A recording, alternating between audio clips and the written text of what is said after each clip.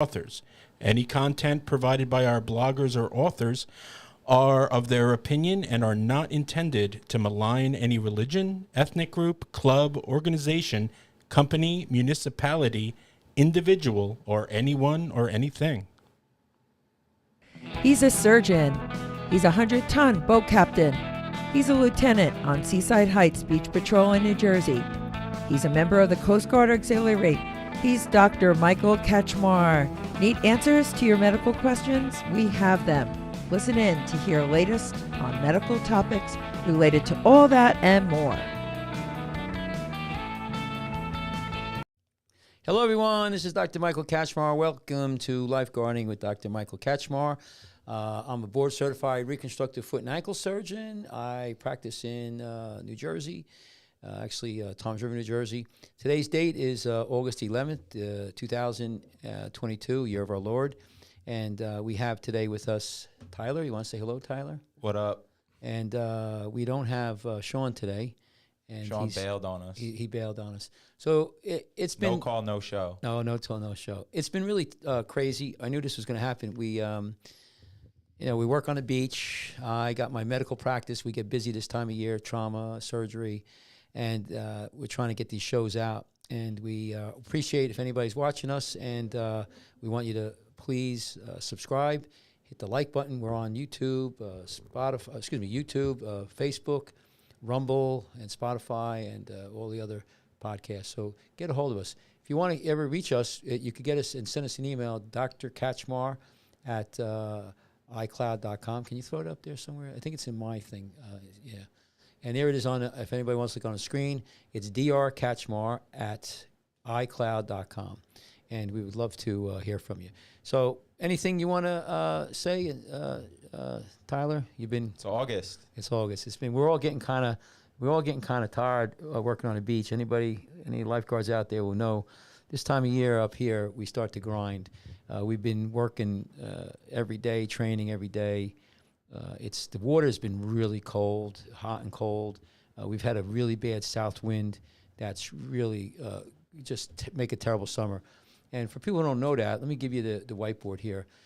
So in our area, Toms River, I guess a lot of this area, the coast here, Lavalette, probably from Island Beach State Park up to Sandy Hook, when the wind blows south, coming out of south or even southwest, it pushes the top water out and it causes the water to get really cold. So it's called an upswelling. And we'll have a couple northeast days like we have today. The water will go up to maybe 65, 68. And then you get a bunch of days where the wind blows south hard. And then it drops down to 58, 60, and that's tough to swim in. We train, you get numb. And the water's just been, that's how it's been this summer. And actually Sunday, I worked Sunday. It got so windy. I've never seen it so windy where, without a storm, where we had to take all the umbrellas down. Did you work Sunday? I forget.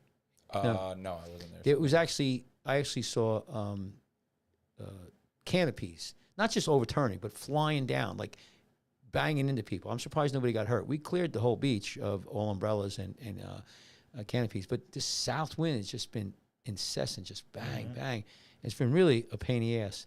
And so it's kind of been a weird summer that way. So cold water and then some warm water. I think this weekend is going to be northeast again. It's a full moon, and I'm working tomorrow, so Friday, Saturday, and a little bit Sunday.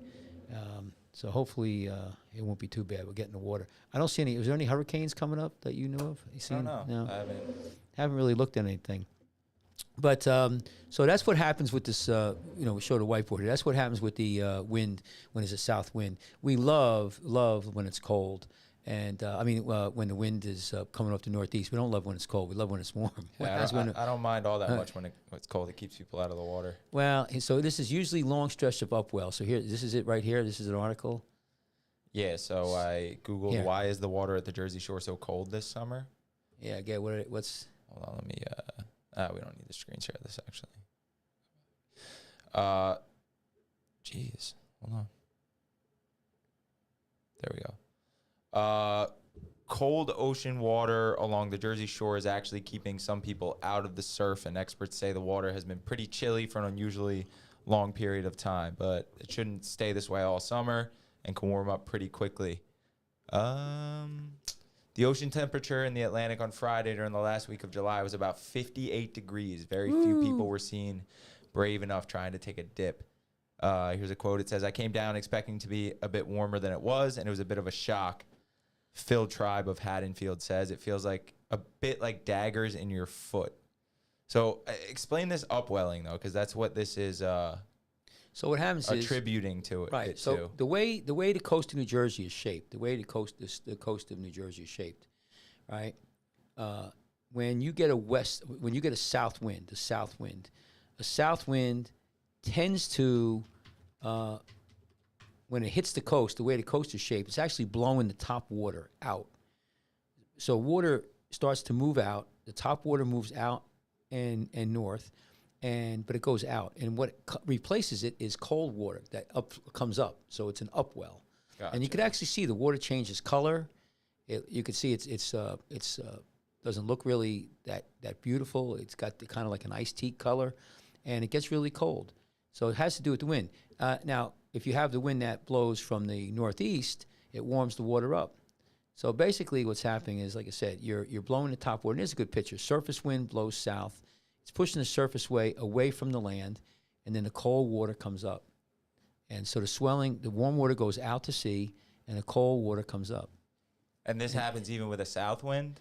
Mostly south wind. It's not going to happen in the northeast in our area because that blows warm water in. That blows top water in. Mm-hmm. And even a west wind is not as bad. It's the way, again, it's mostly the south wind that blows hard, that cools it down. Southeast doesn't do it. Again, anything that any kind of east is going to blow the water in. Even in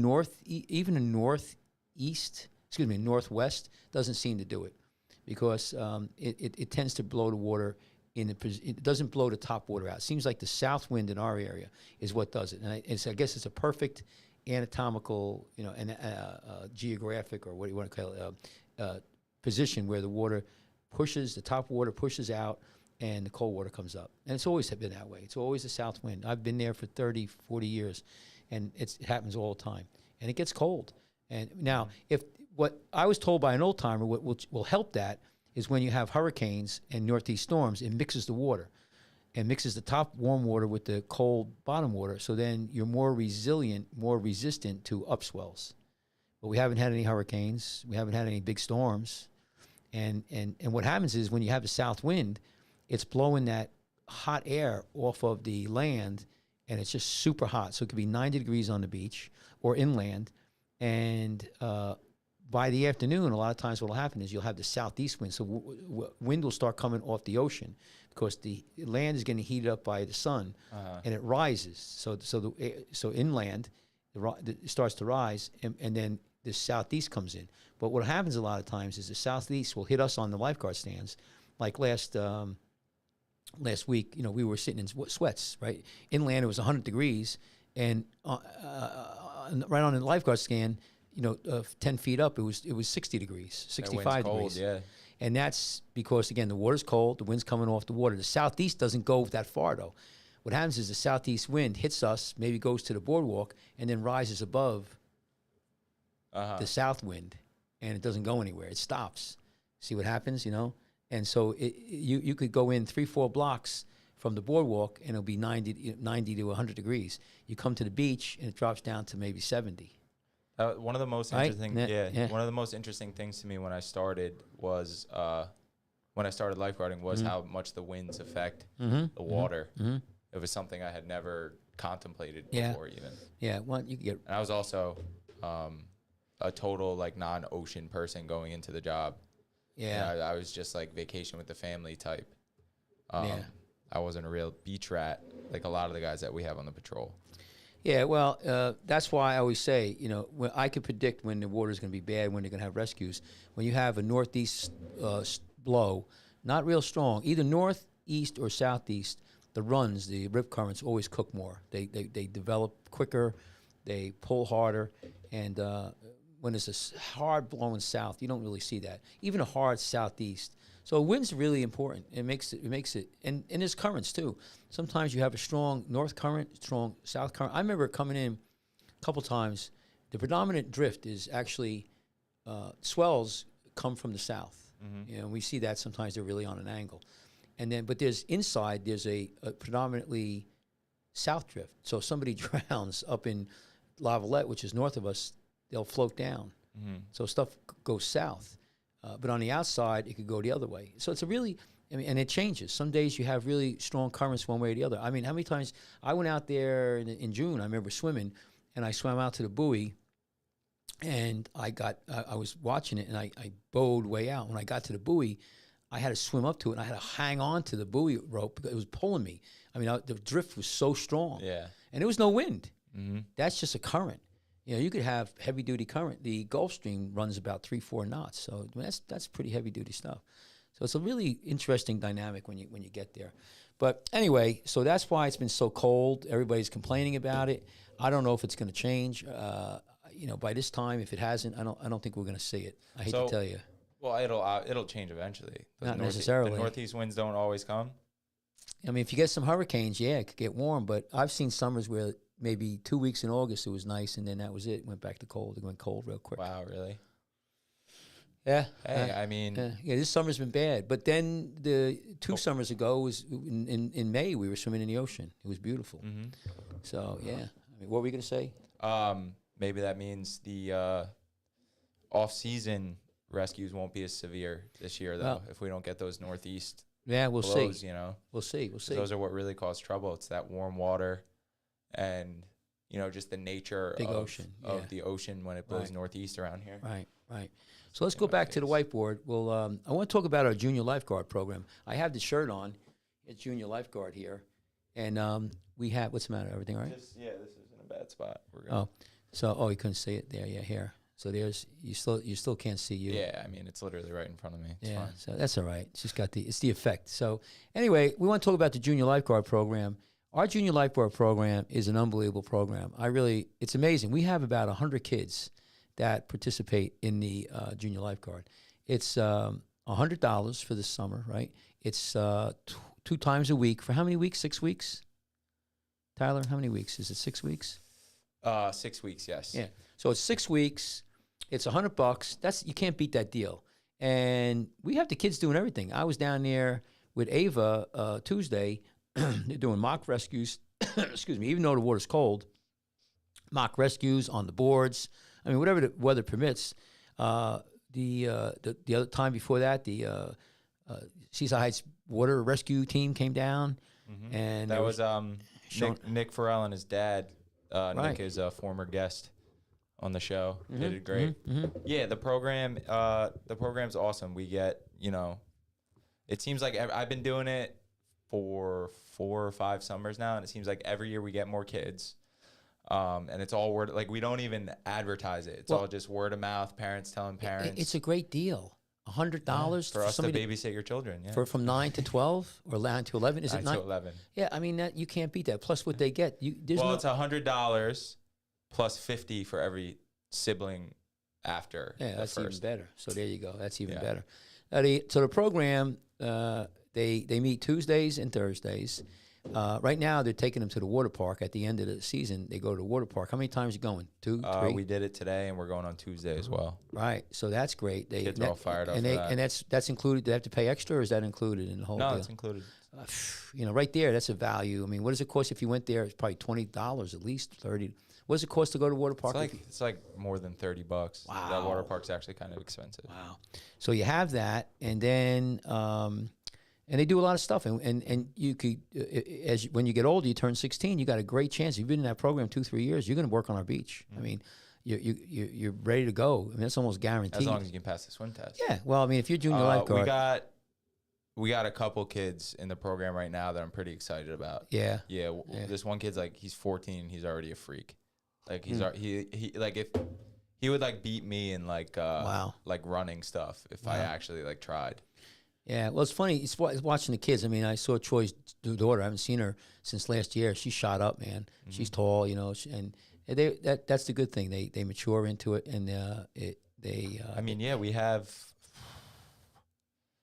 Since I've started working for the patrol, I've worked with at least 10 former junior lifeguards. Yeah, that's great. And that's more than one per year. That's great. you know. And That's great. every year we're getting, we have one kid this year that's been doing really well. He was a former junior lifeguard. Nico and Johnny, the DeVoe brothers.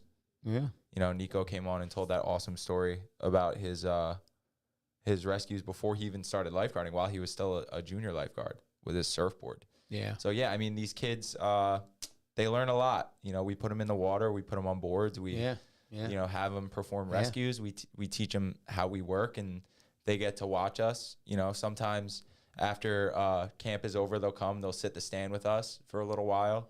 And they learn a lot, you know, and I think they get a lot out of it, other than, you know, just what the parents get out of not having to watch them for 2 hours.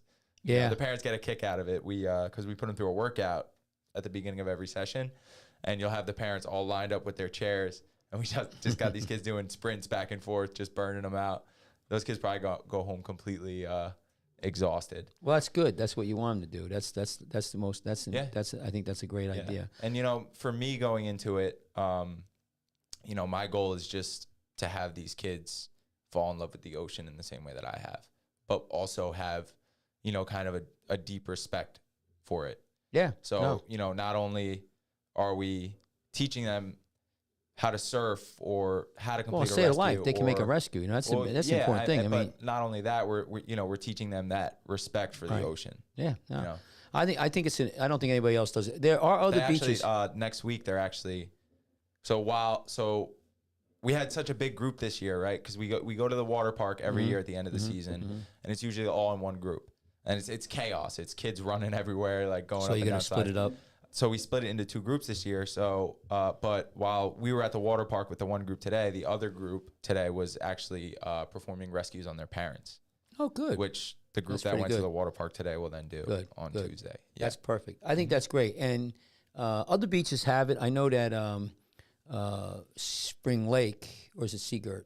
Seagirt. Seagirt has one. Belmar has a really great program.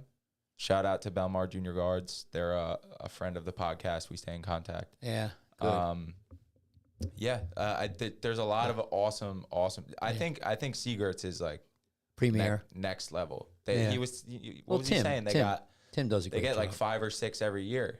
Kids moving into the big time. And State Park, they are actually paying their junior lifeguards. Well, their situation's a little bit different, because I think it's 15, right? 14 or 15. I don't think they go any younger than that. No, 15. 15. So you have to be 15. And they pay $15 an hour. Can you imagine so that's more of like a training program. And that's something that in the future, you know, I hope to implement into our junior lifeguard program is more of a tilt towards actually preparing, you know, these kids for their job. They got to be older. It's important to have the camp aspect of it, right? Yeah. Because, you know, you're not gonna. Sorry, I'm getting a call. You're not gonna get these really young kids to fall in love with the ocean by, you know, just putting them through real lifeguard workout. They're gonna hate it. They're not gonna have fun.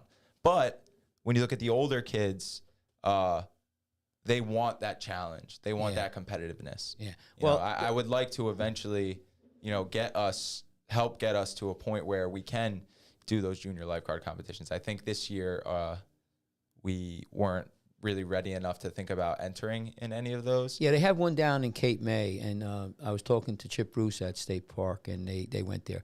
The other thing is, you know, our program, we should probably increase it or have a division where, you know, the 14, 15-year-old kids are a little bit more advanced. Well, that's exactly what I'm talking about is, you know, have that little bit of separation. Like, you know, and if you're a 14-year-old or a 15-year-old and you don't necessarily care to go be a lifeguard, okay, well, you know, we have that program too. But I think for some of these more serious athletes, you know, because you got to think 14, 15 years old, if you're an athlete, like you're in high school, you're coming up against, if you're a top athlete, you're already coming up against 18-year-old kids, 17, 18-year-old kids. They kind of crave that, you know, to be pushed a little bit harder, to be given a little more freedom. Like, with the young kids, we're not really letting them swim out that far. But maybe the older kids, we can take them out to the Well, buoy. the thing is, if you want to go into competition, you're going to have to train these kids. And that means, like I said, our program. Well, I'm down with us being like the bad news bears of the junior lifeguards, and just going and losing competitions and having fun. Well, you can't let them get hurt and everything. The parents have to be involved, but you got to train them on the board. You can train them in swimming. You got to do buoy swims, and the competition down there. I'm going to try to have Ava get involved, but I think it's a great idea. There's a lot that could be done. Junior lifeguard program, I think, is a great program. I wanted to just mention it. We have over 100 kids or close to that, and they get to do all of these things. And main reason why we have it is to try to get kids to recruit to our beach. I think that a competition would be a really great thing to do, and they do have competition. Actually, Joe at La Valette yesterday, the day before, let me see, Tuesday. Well, I'm trying to remember now what day. Tuesday, they had their women's tournament. So they have actually just a women's tournament. It was cold that night. Was that was Ventnor City? No, it was in La Valette. It was Okay. La Valette. I don't know what beaches they invited, but it was all women, just women. There was an event. There was a women's event in Ventnor that Colin from SLJ Racing streamed. Yeah. There's a lot of tournaments out there. There's a lot of stuff. Problem is that, unfortunately, our beach, we're not really geared towards competition. That some degree, I understand, why it's tough, but I would like to change that. I think we could should do it. Yeah, well, It's not because all right.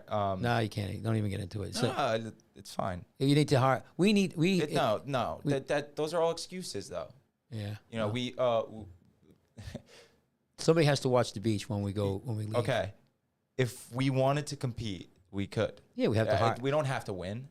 It has nothing to do with training. You get. Yeah, we need more people. Well, we need obviously more lifeguards on the beach. Way more lifeguards. But this, we can do it if we wanted.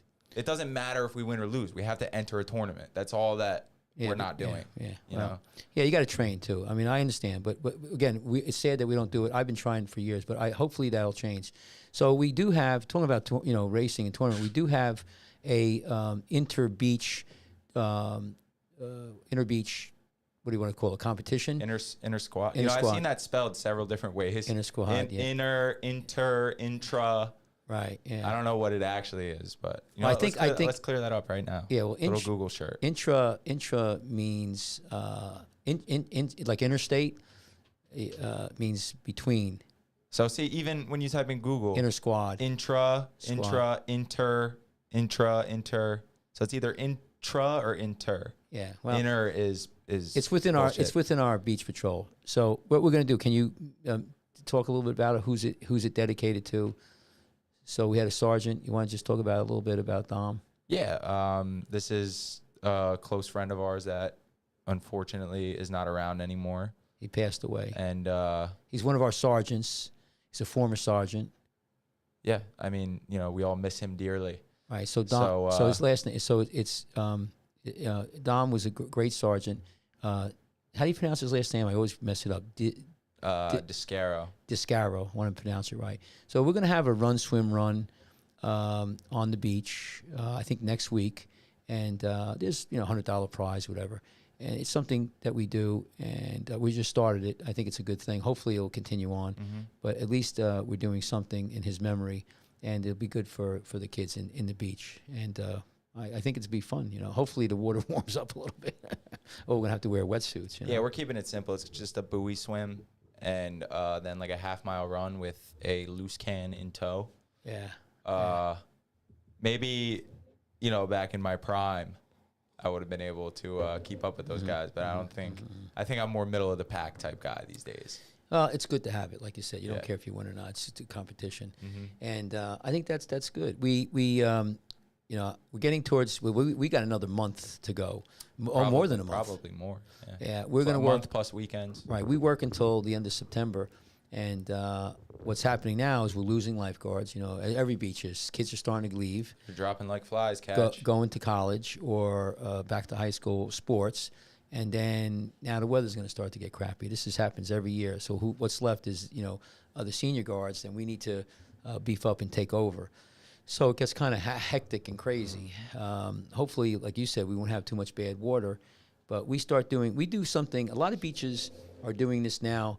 and it's called the Flex. And it used to be never thought of. I know California does it, but basically what happens is, say you have a mile beach, a mile length of beach, and as the summer weans down, you get less lifeguards. What you do is you close certain parts of the beach, you red flag it, have ATVs and police keeping everybody out of water, and then the rest of the beach you have lifeguard stands, you have lifeguards, and you let people swim in front of lifeguards. That's been working out pretty well. I know that we do that, and I think a lot of beaches do that now. More and more beaches do it.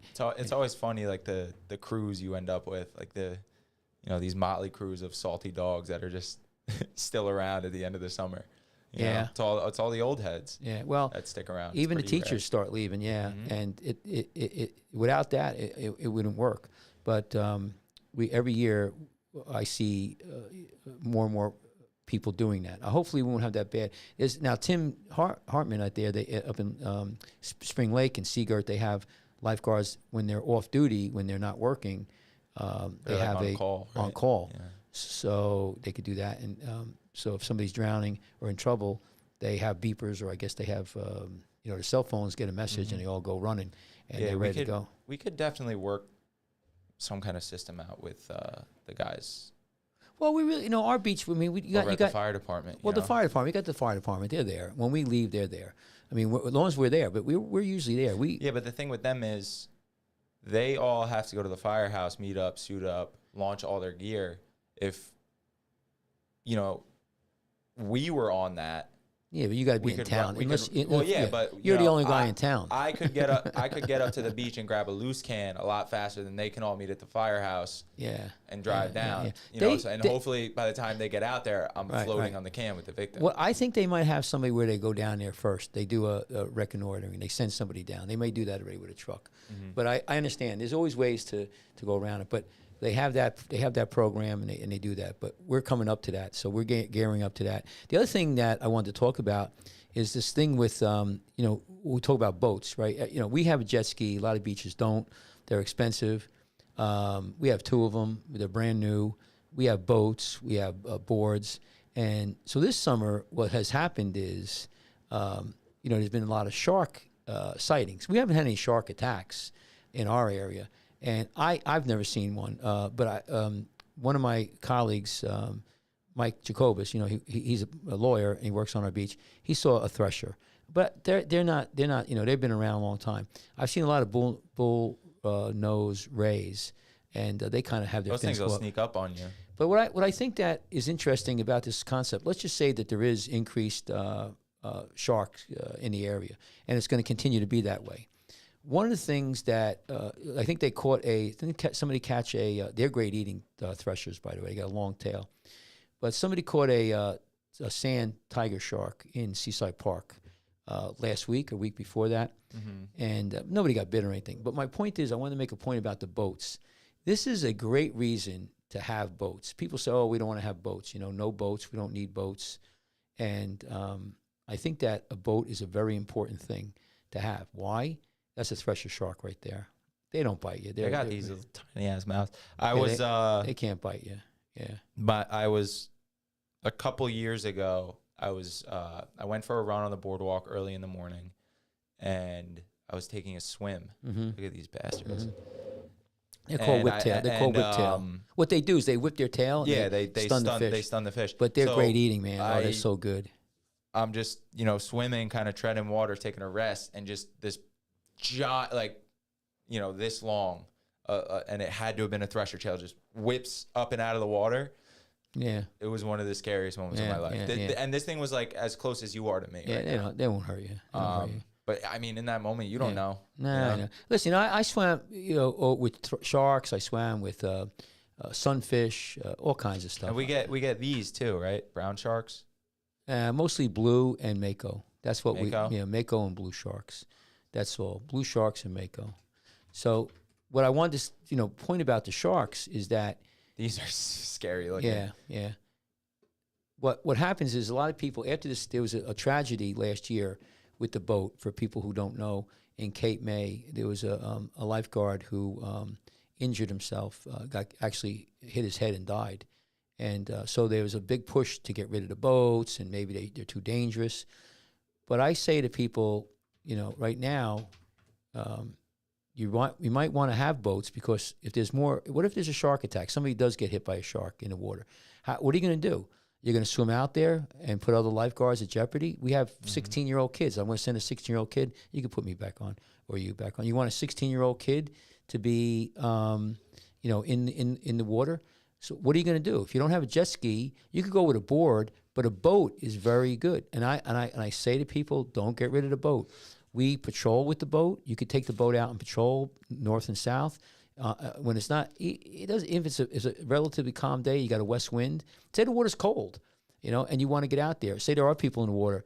A boat is a good way to patrol and keep those, watch the people. Also, it's a great training thing. When the water's 50 degrees, I take a board out or a boat. I could row, and it's nice, and you get a great workout.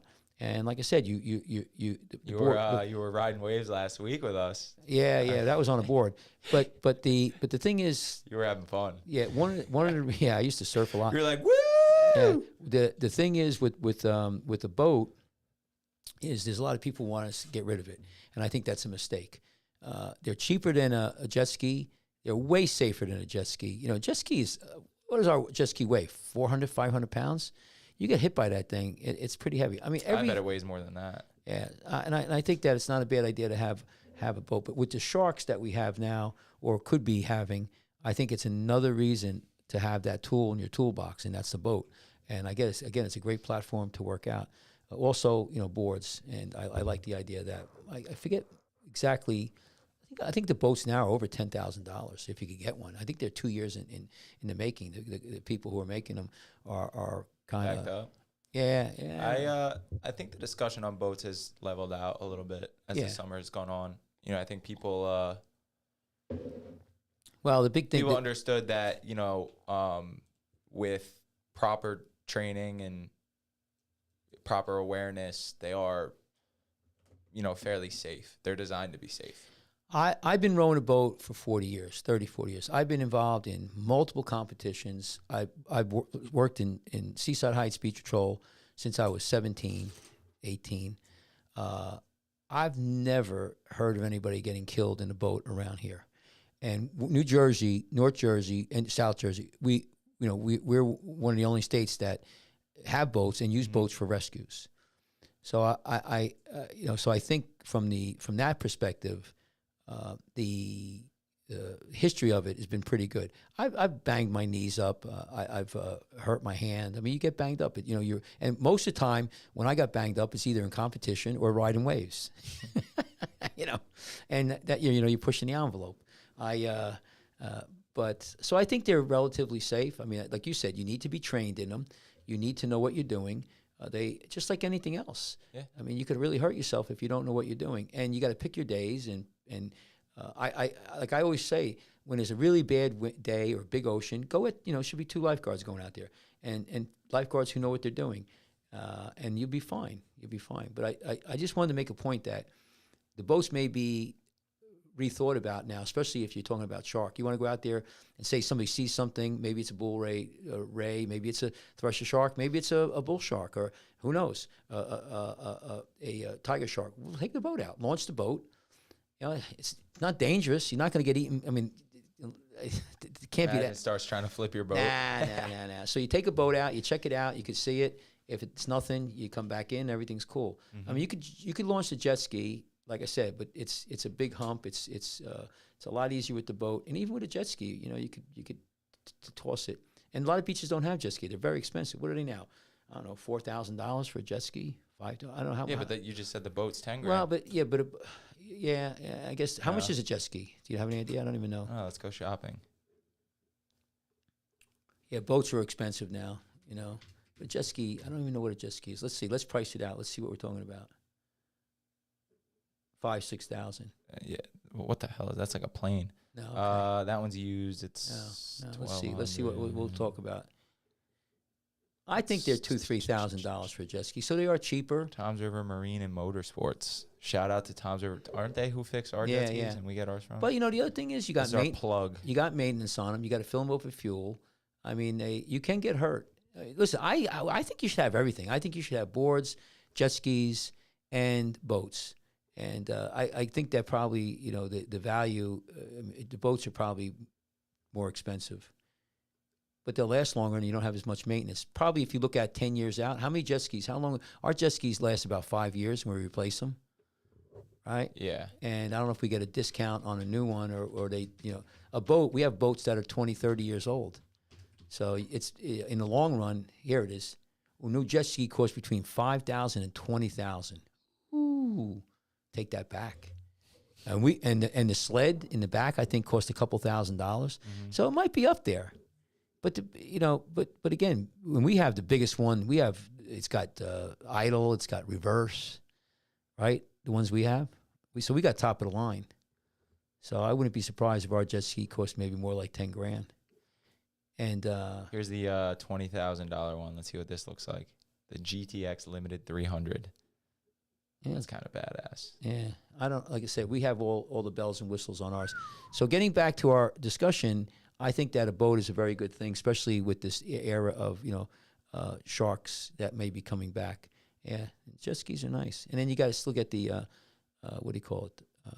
I don't know if there's any jet ski that's specifically made for lifeguards. We just get off-the-shelf one that holds like at least 2-3 people. Get it all stickered up. Yeah. So that's good. But this, but the kid who got injured, and people who got injured over the years, you just got to train and you got to be careful. But I think it's a great thing to have. And what else? What else did we want to talk about? So we got this all taken care of. So I started watching a new show. What was it? I'm interested in knowing finding out what you think about this concept. So it's called F-Boy Island. Do you know what an F-Boy is? No. So an F-Boy...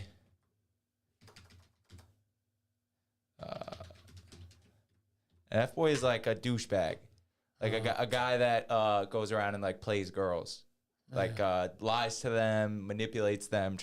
So there's this show now on HBO Max. They put 24 guys and 3 girls on an island. Yeah. Almost like, you ever see The Bachelor? Yeah. These 24 guys are competing for these 3 girls, okay? 12 of them are self-proclaimed F-boys. They told the show that they're douchebags. Oh.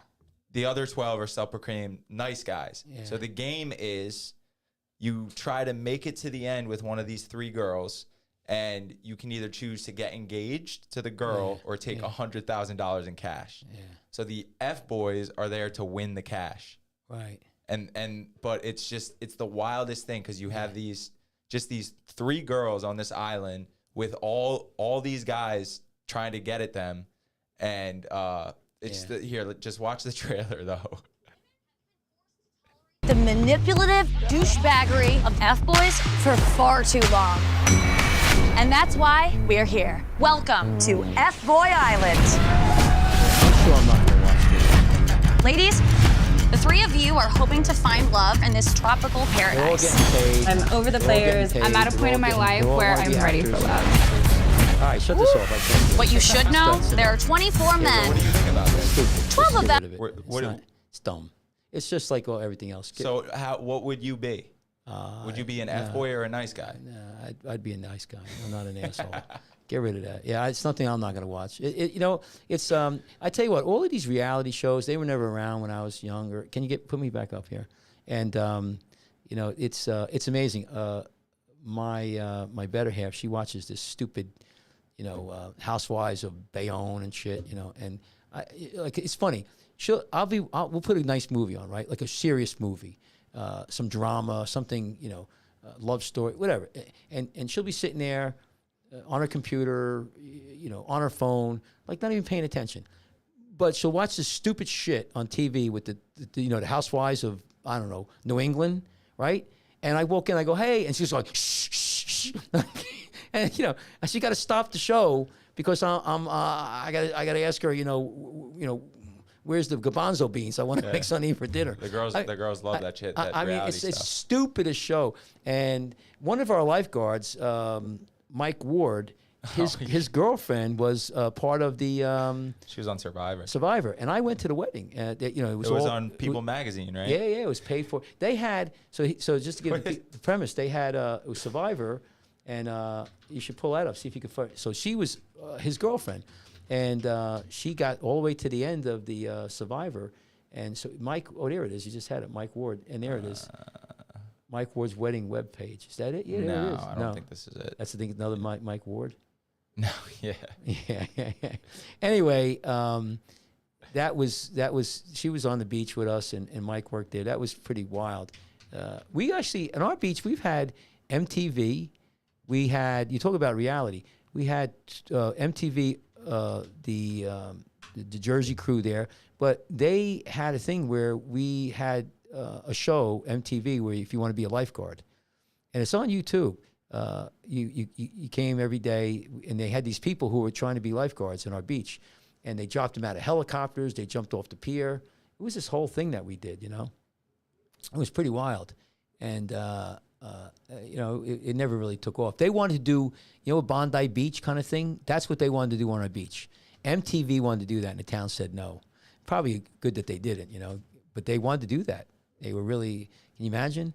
I don't know, you know, if it would have worked out or not, but they were, and I don't know if they wanted to do the private lives or just the beach life, you know. I think they wanted to do after hours, and that wouldn't have been a good idea. Like below deck, you know. Can you imagine like you and your girlfriend and, you know, some kind of stuff like that? They actually pitched it to the town, and they said no. That would have been pretty interesting. But yeah, that was pretty good here. The Pier House, yeah. That's where the wedding was. Yeah. Oh, here it is. Yeah, it was pretty neat. Yeah, those shows I can't deal with them. I can't deal with them. I don't think they're The wedding itself took place in Seaside Heights, where La Grossa and Ward first met when she was vacationing with her family. Was working as. The wedding didn't take place in Seaside Heights. Oh wait, wait. Say the wedding itself. Yeah, took place in Seaside Heights. The wedding, maybe they got married in the church, but the reception was up there. See, I don't know about that. I went to it. It was up in Long Branch. I know I was there. So I think that's wrong. I thought the ceremony was there, and definitely the reception was there. Mm-hmm. So it wasn't. Anyway, let's. We're getting close to the end here. I think we really. I think this is our first time back. We have air conditioning now in our studio. It's nice. We had a blowout in our air conditioning system, and we had to get a new coil and blah blah blah. And you know, $2,000 later, we're cool now again. So thank God for that. But anyway, our junior lifeguard program, I think, is really a great success this summer. We have three more sessions, and we've had 100 kids. So far, the beach, we've been pretty safe. We had no really. I'm trying to think. Did we have anything really crazy? We had a couple of holes. Oh, I want to talk about. Did we talk about the? We talked about the Irish travelers. We did talk about that. Yeah. Anything else you can think, Tyler? It's crazy that this summer, because it's been kind of mellow summer. It's been a pretty mellow summer. Yeah. I mean, craziest shit that's happened to me is just some drunk dude putting his finger in my face after. Oh yeah. I was involved in that. Yeah. I'll preface this by saying that anyone who takes the effort, right, to learn a second language is definitely smarter than myself. However, this guy, so he was talking to us, and it was like very broken English, right? And I was like, okay, he knew enough. I was like, okay, this guy's difficult to understand. That's fine. Then he switched to another language, talking to his father, and I couldn't even understand what that was because he was slurring his words so bad. Yeah. So I could when he was speaking to me in English, I couldn't decipher whether he was drunk or not, because I didn't know if it was just him speaking broken English, or if it was him being hammered. But then it ended up being Spanish he was speaking. The Spanish he was speaking was so slurred that I thought it was like Portuguese or something. I didn't recognize it at first. Now, the worst thing is somebody who can't speak English well and who's so drunk that they slur their, voice. And so then you got it's like drunken broken English. It's pretty bad. You know what? Yeah, we had just the premise. We had a guy on the beach. He wasn't listening to lifeguards, And we got him out of the water, and he was argumentative, and I think he might have been a gangbanger. I don't know what he was, But anyway, he thought he was a tough guy. But no, nothing I happened. don't know if he was exactly a gangbanger. Well, he had the tattoos. When they, the tattoos they have. Again, that doesn't mean they are, but he had gang tattoos. Maybe he wanted to be one. So I don't know. That's the only way I could tell. He didn't tell me that. He just had an ego, I think. Yeah, I think he just had a big ego. It was funny. It was funny. We were He's giving us such a hard time, putting his finger in my face.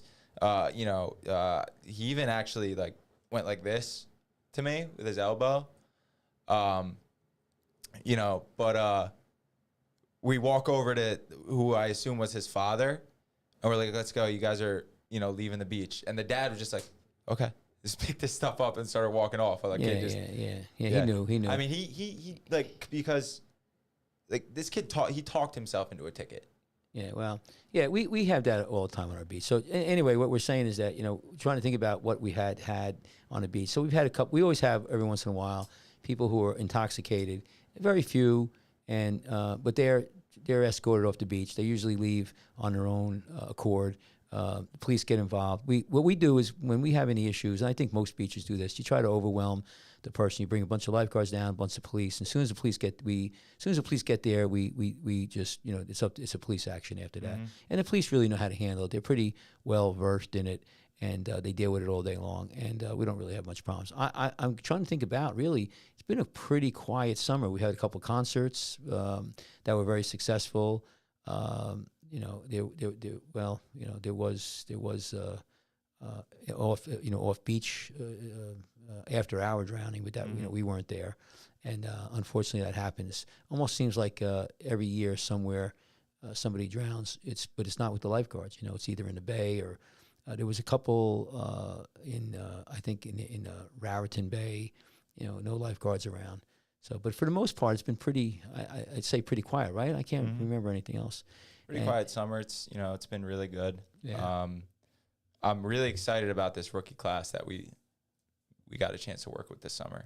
Yeah. One of the most impressive that I've seen. I think we have a lot of stud athletes, and good guys too, good guys and girls that are just there for the right reasons. Because you know how some people can come in and especially in a town like Seaside Heights, where the nature of the town is it's a party town, and you'll have some people come in and for some of them the nightlife can become their focus, and those people don't really last too long. No, they burn out. Yeah, we had a good crew. We had a lot of good crew. Yeah. They really learned. A lot of them started, they got their swimming techniques got better. They were able to see people who were in trouble, and I think just generally they really caught on quickly. We had one, maybe two that are a little bit shaky, and hopefully they'll improve. But just got to train it out of them. Yeah. Well, we always need bay guards, So anyway, on that note, we had a good summer so far. We'll see you guys next week. We're gonna finish strong. Yeah, we'll try to get some video stuff for you. It's been just such a crazy summer, and you know what we should do in on the show going into the fall is we should do like check-ins on like our college athletes. You know? We could do that. We could have like this week. Kyle Epperly pinned someone in wrestling. Yeah, we could do that. Well, listen, I think that's enough today. We just wanted to throw out a show. It's been kind of crazy for all of us, very busy, and I want to try to get some footage, some film. I'm going to go up to one of the beaches. There's a beach north of us that still uses ropes, lines that go out into the ocean, so people could hold on. I don't know how many other any beaches have it. I'm trying to get a hold of the captain to get an invite up there, and I want to do some video on that. That's going to be a great show. I want to show, because that's how it used to be years ago. Atlantic City, Asbury, they had these lines that would go out to a barrel. Even Lavalette had it. And then people would hang on left and right, and they wouldn't drown. So we're going to do that. We have that coming up. We're still working on our shirts. We had a whole big, with this Corona and the back order and everything. And I got my friend who owns shops on the boardwalk. We'll give him a shout out, Regency. So I asked him to do lifeguard shirts for me. And, he's got, if you ever see the stuff on the boardwalk, that all of the prints and everything. Mm-hmm. Well, he started giving me prints. You guys see them. They're like, that's like not what I wanted, Ronnie. They're like colorful. They're goofy. I said, I want serious lifeguards. So we're retooling that. I want to have, hopefully by the fall, a really good set of lifeguard shirts that we could start, giving to people.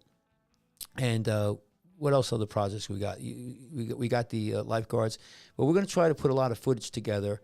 We have all of the archived, and I didn't do that today, but we do have from Seaside Heights Beach Patrol, Rob Connors, who's the captain, has been doing Facebook videos for years. And we just got permission to archive that. And there's a lot of stuff there. I went through it the other day, and I have access to it now.